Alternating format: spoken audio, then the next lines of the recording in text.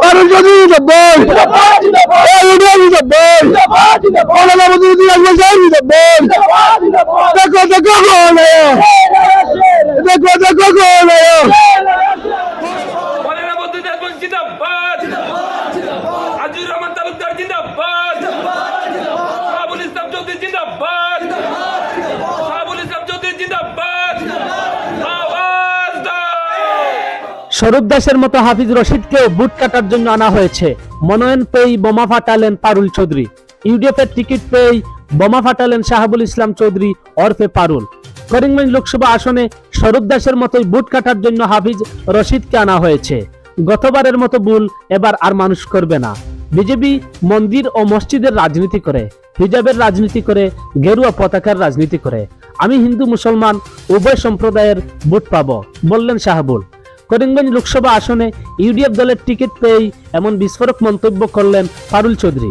শুক্রবার টিকিট পাওয়ার পর কর্মী সমর্থকদের উষ্ণ সংবর্ধনায় বাসলেন পারুল চৌধুরী। এক ফাঁকে সাংবাদিকদের সঙ্গে কথা বলতে গিয়ে তিনি বলেন, হাফিজ রশিদ আহমেদ চৌধুরীকে প্ল্যান করে আনা হয়েছে। গতবার স্বরূপ দাসকে দিয়ে যেভাবে বুট কাটা হয়েছিল ঠিক সেইভাবে হাফিজ রশিদকে দিয়েও বুট কাটা হবে। পারুল বলেন, বিগত তিনটা লোকসভা নির্বাচনের ন্যায় বিজেপির সঙ্গেই আমাদের মূল লড়াই হবে। কংগ্রেস থাকবে 3 নম্বর স্থানে। নির্বাচনে কোন ইস্যুর উপর প্রচার চালাবেন সে নিয়ে মুখ খুললেন পারুল। তিনি বলেন, বদরপুর ঘাটে রেল ক্রসিং ওভারব্রিজ এর প্রয়োজন, সে নিয়ে তদবির শুরু করব। আনিপুরের চিনিকল, 5 গ্রামের কাগজ কল পুনরুজ্জীবিত করার চেষ্টা করা হবে। হাইলাকান্দির রেল সেবার প্রয়োজন, করিমগঞ্জের রেল ক্রসিং প্রয়োজন, সে নিয়ে কাজ করা হবে। আপনি কেমন হিন্দু ভোট পাবেন? সাংবাদিকদের এমন প্রশ্নের জবাবে পারুল চৌধুরী বলেন, আমি সমাজসেবী মানুষ। সমাজসেবার সময় হিন্দু মুসলিম দেখে সমাজসেবা করিনি। করোনা মহামারীর সময় সব সম্প্রদায়ের মানুষের জন্য কাজ করেছি। উচ্ছেদিত নিরাশ্রয় মানুষের মাথা গোঁজা ঠাই করে দিয়েছি। কাজেই আমি উভয় সম্প্রদায়ের ভোট আশা করতেই পারি। ব্যুরো রিপোর্ট, ব্রাকটেন টিভি বাংলা। আমি মনে করি আজকের এই 15-20 মিনিটের আহ্বানে যেসব যুবক, প্রায় 200 শতাধিক যুবক উপস্থিত হয়েছে, তার বহিঃপ্রকাশ মাত্র 15-20 মিনিটের মধ্যে যেটা হয়েছে সেটার থেকে তার বহিঃপ্রকাশ হচ্ছে মানুষের আবেগ কী পরিমাণ ছিল, যুবকদের আবেগ কী পরিমাণ ছিল, তার থেকে তারই বহিঃপ্রকাশ হচ্ছে। আমি সাংবাদিক কর্মীবৃন্দ সহ আমার জেলা কমিটি এবং রুট লেভেল কমিটির প্রত্যেক সদস্যের কাছে, আলিম উলামাদের কাছে, আমার কোর কমিটির সদস্যদের কাছে, প্রত্যেকের কাছে আবারই এবং কৃতজ্ঞ। ইনশাল্লাহ আপনাদের মেহনতে যেভাবে এই টিকিট এসেছে ঠিক একইভাবে আমি আশাবাদী আপনাদেরই মেহনতে, এইসব লোকেরই মেহনতে, এইসব লোকেরই ইচ্ছার বহিঃপ্রকাশে আগামী দিনে আমরা বিজয়মালা পরিধান করব। আমাদের প্রতিদ্বন্দ্বিতা আপনারা সবাই বুঝতেছেন, 3 বছরে গত 3বার থেকে যার সঙ্গে প্রতিদ্বন্দ্বিতা হচ্ছে সেই পার্টি অর্থাৎ বিজেপির সঙ্গে আমাদের প্রতিদ্বন্দ্বিতা হবে এবং ইনশাল্লাহ এইবার বিজেপির মুখোশ উন্মুক্ত হয়ে গেছে। কংগ্রেস যেহেতু একজন হাই প্রোফাইল ব্যক্তি নিয়ে আসছে, আমি বলতেছি অন্যান্য বছর যেভাবে গত বছর স্বরূপ দাসকে প্রজেক্ট করা হয়েছিল এবং প্রত্যেক টার্মেই কেউ না কেউকে বিজেপি করে প্ল্যান করে, সেই ব্যাপারটা আজকে মানুষের কাছে পরিষ্কার হয়ে গেছে।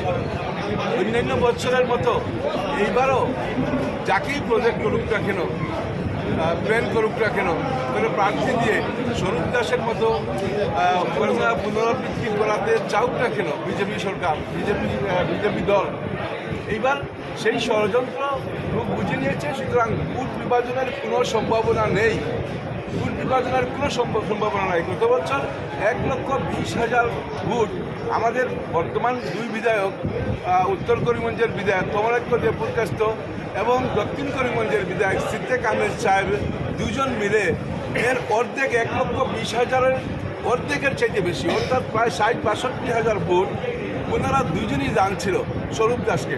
তো সেই ভোটগুলো নিয়ে আমাদের প্রার্থী ইউডিএফ প্রার্থী রাজেশ্যাম বিশ্বাসকে পরাজিত করে বিজেপিকে জয়লাভ করাতে সাহায্য করেছিলেন। আজকের দিনেও সেই রকম একটা প্ল্যান করা হয়েছে বিজেপি গভর্নমেন্ট থেকে, সেটা জনসাধারণের কাছে পরিষ্কার হয়ে গেছে। প্রতীকে আমি ভরসার সহিত বলতে পারি এইবার আর জনসাধারণ ভুল করবে না। সেই ধরনের 1,20,000, 25,000 ভোট দিয়ে বিজেপিকে পাস দেওয়ার যে ষড়যন্ত্র সেটা মানুষের কাছে উন্মুক্ত হয়ে গেছে, যার জন্য আমাদের কোনো সংখ্যা নেই। কোনো দুশ্চিন্তা নেই। আমরা অন্তত 1 লক্ষ থেকে 1.5 লক্ষ ভোটের ব্যবধানে বিজেপির সঙ্গে আমরা বিজেপির থেকে আমরা উপরে থাকবো এবং জয়লাভ করবো সেটা নিশ্চিত। প্রথম কাজ দ্বিতীয় কাজ নয়, আমার অনেকগুলো কাজ আছে, অনেকগুলো ইচ্ছার, অনেকগুলো বাসনা আছে। তার মধ্যে হাইলাকান্দি জেলায় রেল পরিষেবা নেই, সেটা একটা। আপনারা জানেন বারবার এমপি নির্বাচন হওয়ার পরেও দলের এমপি, বিজেপি গভর্নমেন্টের এমপি থাকা সত্ত্বেও আজকে করিমগঞ্জ শহরে কী অবস্থা হয়, প্রতিটা দিন ঘন্টার পর ঘন্টা মানুষের চলে যায় এই রেল আসার পরে, রেল ক্রসিং নাই। আপনারা বদরপুর ঘাটে আরেকটা রেল ক্রসিংয়ের একান্ত দরকার, সেটাও নেই। লুটে পুটে খেয়ে হিন্দুস্তান পেপার কর্পোরেশনের আওতাধীন 5 গ্রাম পেপার মিল এবং আলিপুর চিনির কলকে লুটে পুটে খেয়ে উদাও করে দেওয়া হয়েছে, সেইগুলোকে পুনরুজ্জীবিত করে কর্মসংস্থানের ব্যবস্থা করা আমার প্রথম লক্ষ্য হবে। তারপর সুতারকান্দি পোর্ট সেন্টারকে একটা আন্তর্জাতিক বাজার বানাবার চেষ্টা হবে এবং বাংলাদেশকে একটা বোরাকের অর্থাৎ করিমগঞ্জ হাইলাকান্দির বাজার হিসাবে বাংলাদেশকে আমি গড়তে চাই এবং এইখানে সেই পরিমাণ ইন্ডাস্ট্রিয়াল ইনফ্রাস্ট্রাকচার করে করিমগঞ্জ এবং হাইলাকান্দিকে শিল্পনগরী বানিয়ে 16-18 কোটির দেশ বাংলাদেশকে আমাদের বোরাকের একটা বাজার হিসাবে পরিগণিত করার আমার অন্তরের আকুতি। সেই সামনের সেই দিকটা আমি দেখছি, সেটা কীভাবে করতে হবে সেই প্ল্যানিং আমি এক ছোট্ট ব্যবসায়ী হিসাবে আমার মনের মধ্যে আছে এবং সেটাকে বাস্তবায়ন করার জন্য আমি দিনরাত মেহনত করে যাব ইনশাআল্লাহ। আমাদের নির্বাচনের মূল এজেন্ডাই হবে উন্নয়ন, ধর্মনিরপেক্ষতা এবং সংবিধান রক্ষা করা। প্ল্যান করা হয়েছে গতবারও একজন RSS কর্মীকে, স্বরূপ দাসকে প্ল্যান করা হয়েছে, যিনি ভোটের পরপরই বিজেপিতে যোগদান করেছেন এবং ওনার প্রিভিয়াস রেকর্ডও সম্পূর্ণ ছিল কংগ্রেসে। উনি ক্যান্ডিডেট হওয়ার আগেও ওনার আগের রেকর্ডও ছিল RSSের সঙ্গে সংশ্লিষ্টতা, সেটা জল প্রমাণিত হয়ে গেছে। ভোটের পরেই উনি আবার বিজেপিতে যোগদান করেছেন। ঠিক একইভাবে বিধায়ক কমলাক্ষ দেববরগাস্ত, যিনি নিজের পেজালিকে গ্যারেন্টি দিয়ে ওনাকে বিজেপির প্রার্থী, কংগ্রেসের প্রার্থী হিসাবে শক্ত করে একদম শিল চপ্পর মানানোর পর 2 দিন পর উনি বিজেপিতে চলে গেলেন।